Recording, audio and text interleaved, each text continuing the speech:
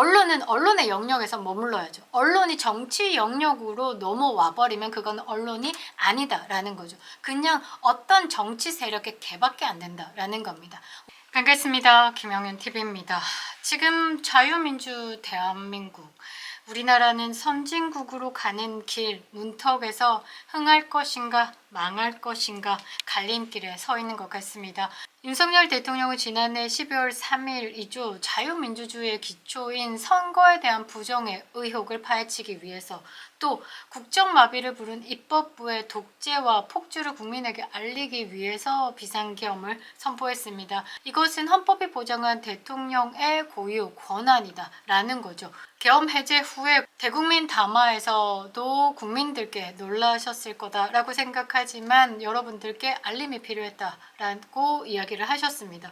그런데 이 내란머리 프레임이 바로 갇혔죠. 윤석열 대통령은 위법적이고 위헌이다라고 공격을 받았고 일방적으로 사냥을 당했습니다.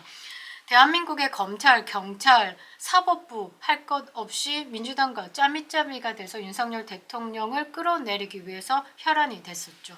윤석열 대통령은 헌법재판소에서 내란죄가 빠진 내란죄로 심판을 받고 있고요. 이 형사재판에는 내란 수괴다라는 회개한 제목으로 지금 형사재판을 받고 있습니다.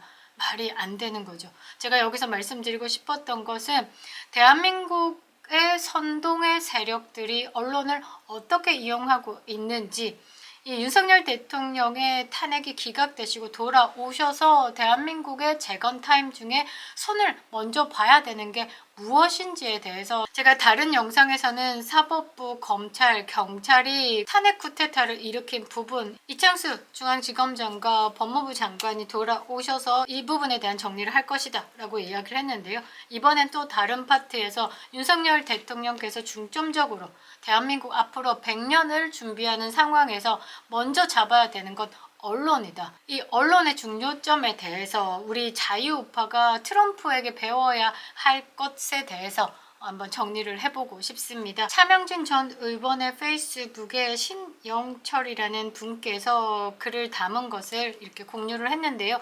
이 부분이 구구절절 틀린 말이 하나도 없습니다. 윤석열 대통령 직무 복귀하시면 언론에 대해서 이진숙 방통위원장과 함께 손을 좀 봐야 될 것 같습니다. 왜 민주당이 이진숙 방통위원장을 탄핵했는지 이제 큰 판으로 봤을 때 알 것 같죠. 대한민국의 종북 세력, 반국가 세력, 친중의 세력들이 이 언론을 장악해서 대한민국의 자유민주주의를 파괴하려 했던 겁니다. 트럼프에게 배워야 할 언론 다루기 시작하겠습니다. 구독과 좋아요 버튼 꼭 눌러주시고요. 끝까지 시청 부탁드리겠습니다. 큰 힘이 되고 있습니다. 자, 대통령 측은 언론과 포털사의 손해배상 소송을 준비해야 한다라는 내용의 글입니다. 여론조사를 보면 TV 시청이 높을수록 대통령을 탄핵해야 한다는 의견이 높은 것으로 나온 게 있다. 링크를 찾을 수는 없다. 즉, 탄핵 인용 여론을 낮추려면 TV와 주류 언론, 포털 사이트의 뉴스가 공정하게 보도하도록 해야 한다는 깨달음을 얻을 수 있다. 그러니까요. 윤석열 대통령 탄핵이 되어야 한다라고 조선일보도 지난주까지만 해도 50%가 넘는다라고 다루기도 했고요. 그런데 전혀 우리가 느끼는 느낌과는 다르게 가고 있는 거죠. 그들이 가고 싶은 방향대로 언론을 움직이고 있다 정도로 해석이 되는데요. 그 부분에 대해서 이렇게 콕 찍어주신 것 같습니다. 그러나 대통령 측이나 국힘이나 보수 측에서 포털 사이트와 언론들의 중립적이고 객관적인 보도에 대해서 강제하거나 이 수정에 대한 움직임이 전혀 없다라고 지적을 하고 있습니다.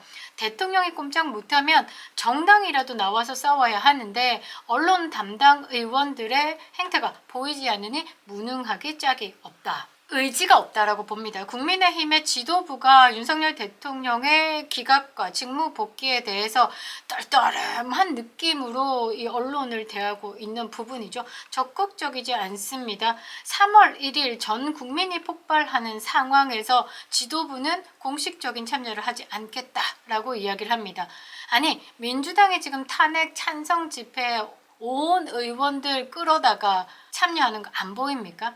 그럼 국민의힘도 마찬가지로 싸워야죠. 정치는요 편가르기 싸움입니다. 유치해 보이지만 그 편가르기 싸움에서 누가 이기느냐가 땅 따먹기의 승자입니다. 그런데 이 국민의힘이 전혀 이런 움직임이 없다라는 건 싸울 의지가 없다라는 것이고 저들과 똑같은 생각을 가지고 있는 것이다 라고 봅니다. 자, 그래서 주류 언론들은 당파적으로 보도하고 포털 사이트들은 그런 것을 메인에 노출되도록 해 국민들이 올바른 정치적 판단을 하지 못하도록 하면서 탄핵 여론을 높게 유지하는 것이다. 정보가 제공되지 못하고 방해함으로 주권자 대우가 아니라 주권자 기만을 하고 있다라는 말입니다. 요즘 미국 언론들이 트럼프에 대해서 함부로 거짓말 보도를 하지 못하고 착해지고 있는데 이거는 금융치료 중이기 때문입니다.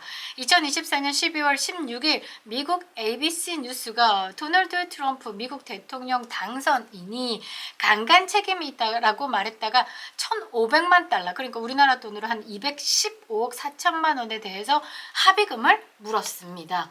2025년 2월 2일 트럼프는요 CBS에 100억 달러 손해배상을 청구했고 결국 CBS의 모 기업인 파라마운트사는 트럼프의 변호인단과 조정을 진행해왔다라고 합니다. 죽어나가는 거네요. 페이스북, 인스타그램을 운영하는 메타도 2021년 1월 6일에 미 의사당 폭동 직후 트럼프의 계정을 폐쇄한 결정 때문에 트럼프에게 소송을 당해서 최근 2,500만 달러, 이게 한 358억 정도 되는 금액이네요. 이 배상금을 내기로 조정에 합의했다라고 보도하고 있습니다. 죽어나갑니다. 이렇게 책임을 져야 되는 겁니다. 이제 거짓 이런 선동 여기에 아니면 말고식이잖아요. 민주당이 그렇습니다. 사드 배치에 뭐 튀겨 죽는다, 후쿠시마 오염수에 뭐 DNA가 변형이 와서 기형아를 낳는다. 그거에 사조가 나갔습니다. 이런 가짜뉴스에 대해서 진실 규명 차원에서 조사를 하는 것도 국민 세금이 나간다는 거죠. 좆대로 나갑니다. 이런 말 같지도 않은 거짓말 때문에 좆대로 지금 세금이 나간다라는 거죠. 요거 n분의 1로 너거들이 책임을 져? 너네들이 가벼운 입에서 나오는 가짜뉴스로 인해서 지금 피해를 보는 이 피해금은 너희들이 책임을 가져하면 그 입 다 다물겠죠. 그렇게 되는 겁니다. 그 부분에 대한 이야기를 하는 거죠.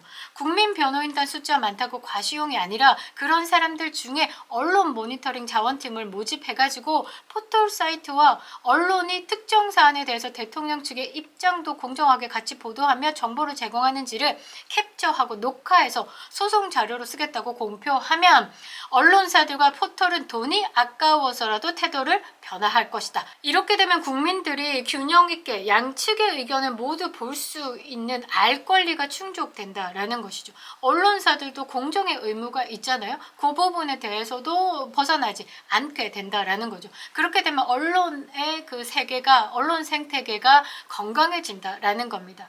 언론들이 좌편향적이기 때문에 이 좌파는요 TV, 포털, 주요 언론을 정보원으로 삼는 것을 편안해할 수 있는 겁니다. 그러니까 맨날 갖다 쓰는 게 어디서 그렇다, MBC가 그렇게 보도했다, 외신에서 그렇게 보도했다 이러면서 갖고 오는 게 좌편향적인 부분을 찾는 거다라고 봐야 되겠죠. 그래서 더더욱 대한민국의 우파 국민들은 이 TV를 멀리하고 불신하고 본인들의 정보를 찾기 위해서 유튜브로 탈출을 하는 거죠. 세대에서 벗어났다고 주류 언론은 유튜브 보는 것을 탓하는 거다라는 거죠. 반면 언론사들이 대통령 측의 입장도 골고루 분량을 좀 조정을 해가지고 우파들의 시청까지 끌어낸다라고 하면 언론사들 입장에서는 시청률도 올리고 수익에도 도움이 되겠죠. 뭐 지금 대한민국에서 뭐 우파의 팬을 부른다, 좌파의 팬을 부른다라고 얘기하지만 다 좌파 패널들 앉혀놓고 있지 않습니까? 우파 패널로 주로 나오는 사람이 유승민, 이런 사람을 우파 패널로 부르고 있으니 국민들은 판단할 수밖에 없다라는 거죠. 그러니까 이 언론사가 지금 정치 활동을 하고 있는 부분에 대해서 언론은 언론의 영역에서만 가둬야 된다라는 거죠. TV, 조선 등 유튜브 생태계에 대해서도 적대적일 수밖에 없는 게 자기들 시청률이 떨어지죠. 광고 수입이 하락하기 때문입니다. 그래서 중국 머니에 혹하는 걸 수도 있다라는 거죠. 이번에 채널 A, KBS가 세이브 코리아 집회를 생방송한 것도 유튜브 수입을 쫓아서 주류 언론사를 유튜브로 견인하는 것이다 라고 보고 있습니다. 이 내용이 하나 놓칠 게 없는데요. 언론은 언론의 영역에서 머물러야죠. 언론이 정치 영역으로 넘어와 버리면 그건 언론이 아니다라는 거죠. 그냥 어떤 정치 세력의 개밖에 안 된다라는 겁니다. 우리 국민들을 그런 개 같은 것들에게 세뇌당하게 할 수는 없다라는 것이죠. 윤석열 대통령 복귀하시면요, 이제 트럼프식으로 가시면 됩니다. Great Again, 코리아를 만들어야 되겠죠. 그립다 윤석열, 김영윤 TV였습니다.